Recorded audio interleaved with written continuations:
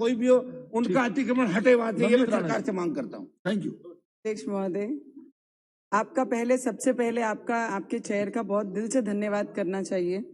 Climate change पर सदन में ये इस पे चर्चा लाकर सभी पूरे देश में ग्लोबली जो चेंजेस आ रहे हैं क्लाइमेट में, उसके ऊपर चर्चा करनी बहुत जरूरी है। पर्यावरण की समस्या इन दिनों चिंता का विषय है। पोल्यूशन में हो रही बढ़ावट और ओजोन लेयर के कम होने से वर्ल्ड में एनवायरनमेंट को लेकर सभी देश चिंता है। ये मानव जीवन के लिए बहुत बड़ा खतरा है। हर दिन पृथ्वी का तापमान बढ़ रहा है। सूर्य की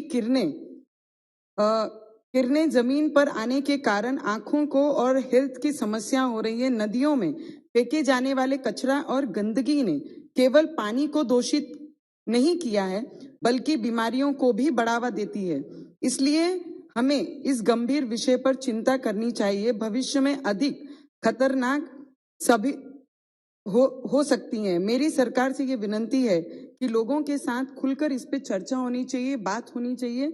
आज हमारे लिए पानी सबसे बड़ा विषय है, क्योंकि साल 2015 में वाटर एड इंटरनेशनल एनजीओ ने रिपोर्ट जारी की थी कि जो शहरी विकास मंत्रालय जनगणना 2011 और सेंट्रल पोल्यूशन कंट्रोल बोर्ड के आंकड़े पे आधारित थी। इस रिपोर्ट में कहा गया था कि धरती का 80% भाग दूषित हो चुका है। इसलिए मेरी सरकार से विनती है, देश भर में राज्यों के माध्यम से जल को दूषित होने से बचाने के लिए भी एक अभियान चलाना चाहिए। क्योंकि अगर दिल्ली की बात हम करते हैं तो यमुना नदी का पानी पूरी तरीके से दूषित है। इंसान तो दूर, पशु पक्षियों के पीने के लायक भी नहीं है। और मुंबई के शहर की मीठी नदी जो शहर के बीचों बीच रहती है, कचरा और गंदगी से भारी है, जिसकी सफाई के नाम पर बीएमसी करोड़ों रुपए का खर्च दिखाती है और उसमें भ्रष्टाचार करती है। इस पे भी हमें बात करके इस पे कुछ ना कुछ सोल्यूशन लाना चाहिए। मध्य प्रदेश और महाराष्ट्र में एयर क्वालिटी काफी तेजी से खराब हो रहा है। दिल्ली दुनिया के सबसे ज्यादा प्रदूषित शहर में शामिल है। दिल्ली देश की राजधानी है, जहां पर पार्लियामेंट और बड़े बड़े अधिकारी ऑफिसेस सब यहाँ पर हैं। उसके बाद पोल्यूशन के कारण स्कूल कॉलेज बंद किए जाते हैं, जहां पे टोटली अगर दिल्ली में कोई आना चाहता है तो पहले पूछते हैं वहां के पोल्यूशन कैसा है, वहां पर रहना सुरक्षित है कि नहीं है, हेल्थ के लिए वो ठीक है कि नहीं है, पहले इस पे बातचीत होती है। तो मुंबई की बात करें तो एयर क्वालिटी में भारी गिरावट हुई। मुंबई के बीकेसी के एवरेज एयर क्वालिटी इंडेक्स 202 तक पहुंच गई थी, जो सबसे खराब स्थिति है। जबकि एयर क्वालिटी इंडेक्स यदि 100-200 के बीच रहती है तो एयर क्वालिटी एवरेज मानी जाती है। इस गंभीर विषय पर भी केंद्र सरकार ने संबंधित मंत्रालय को ध्यान देना चाहिए। पेट्रोल डीजल से चलने वाली गाड़ियां से सड़कों पर भारी मात्रा में पोल्यूशन बढ़ रहा है, जो हमारे हेल्थ के लिए हानिकारक है।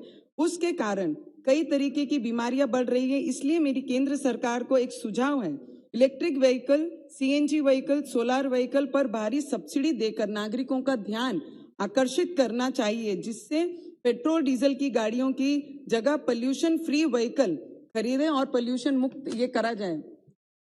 और पेड़ पौधे हमारे जीवन का सबसे महत्वपूर्ण हिस्सा है। पेड़ सभी, और मुझे लगता है शहर बड़े बड़े रहे और जंगल कट रहे हैं, शहर बढ़ रहे हैं और जंगल कट रहे हैं। क्योंकि मेरे क्षेत्र में जहां पर ट्राइबल क्षेत्र आता है, वहां पर तो हम आदिवासियों को मजबूर करके उनका पुनर्वसन करते हैं। पर शहर में जब सब चीजें देखते हैं तो वहां पे रोड के लिए इंफ्रास्ट्रक्चर होनी चाहिए, रोड बननी चाहिए, मेट्रोज आनी चाहिए, सब चीजें होनी चाहिए। पर जब वहां पे पेड़ कटाई होती है तो उस पर कोई चिंता नहीं दिखाता है। उस पर चिंता होनी बहुत जरूरी है। यह अध्यक्ष महोदय, आपके माध्यम से मैं मंत्री महोदय को विनती करती हूँ, आज देश भर में हाईवेज हैं, लाइन्स हैं, मेट्रोज हैं, मल्टीपर्पज कंपनीज जो बन रही है, मल्टीनेशनल कंपनीज, बड़ी बड़ी बिल्डिंग्स बन रही हैं और प्राइवेट फ्लैट सोसाइटीज जो हो रही हैं, उसके लिए भी हमें चिंता करनी चाहिए कि उसे कैसा रोका जाए। क्योंकि ग्रामीण क्षेत्र में, सर आपके माध्यम से मैं बताना चाहूंगी कि आज जो क्लाइमेट में किसानों की बहुत बुरी हालत है। पहले एक समय होता था कि भाई ये महीने में इतना बारिश आना है और ये तारीख से हमको बुआई करनी है।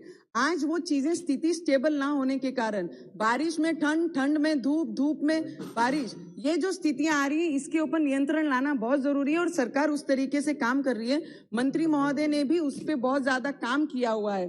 पर मैं आपसे मांग करना चाहूंगी, राष्ट्रीय स्वच्छ गंगा मिशन माध्यम से मोदी सरकार ने बीते 7 वर्षों में बेहतर कार्य किया है। उसी तरह से मेरे आपके माध्यम से सरकार से निवेदन है, गांव-गांव को जोड़ने वाले नालों की स्वच्छता के लिए भी एक अभियान देश भर में राज्यों के साथ एकजुट होकर चलाने चाहिए, जिससे नगर और शहर की तहत ही गांव भी स्वच्छ और सुंदर हो सके। सर, मैं आपको बताना चाहूंगी, जहां ट्राइबल क्षेत्र है सर, मेरे क्षेत्र में जहां पर टाइगर रिजर्व जोन है, बर्ड सेंचुरीज है और इको सेंसिटिव जोन है, एनवायरमेंट, वहां पे tourism, sir last 1 minute sir, just that's it sir, वहां पर जहां पर आम लोगों को जाने की भी एंट्री नहीं, वहां पे स्टोन क्रशर जोन चल रहे हैं, जहां पे क्रशर चला रहे हैं, वहां पर आने वाले टूरिज्म के लिए, जानवरों के लिए, पशु पक्षियों के लिए सबसे ज्यादा हानिकारक है। तो इनको, ये जो स्टोन क्रशर चलाते हैं या गांव के आसपास या ऐसे फॉरेस्ट एरिया में, उनको उस एरिया से दूर रखना चाहिए, जिससे हमारा फॉरेस्ट भी सिक्योर रहे और हमारे जानवर भी और हमारे टूरिज्म जो वहां पे आते हैं उनको सिक्योर करने के लिए बहुत जरूरी है। सर, अमरावती महानगर पालिका के राजौरा, परसोड़ा और मासोद और इल्ला में सर एक क्रशर कंपनी चलती है, चौरसिया कंपनी, सर लास्ट ऐसे उल्लेख मत कीजिए किसी नाम का। क्रशर चलता है, उसके माध्यम से जो हमारे पानी का स्तर है वो बहुत नीचे गया। मैं सरकार का बहुत दिल से धन्यवाद करना चाहूंगी। No mention should be of the any name. Sir last 1 line, 1 minute. तो उसके वजह से जो पानी का स्तर है, कुओं का स्तर पानी में जो है वो बहुत नीचे चले गया, तो उसको उसमें कंट्रोल लाना बहुत जरूरी है और उस पर ध्यान देकर काम करना चाहिए, तभी हमारी ये क्लाइमेट जो चेंज है इस पे ध्यान जाएगा।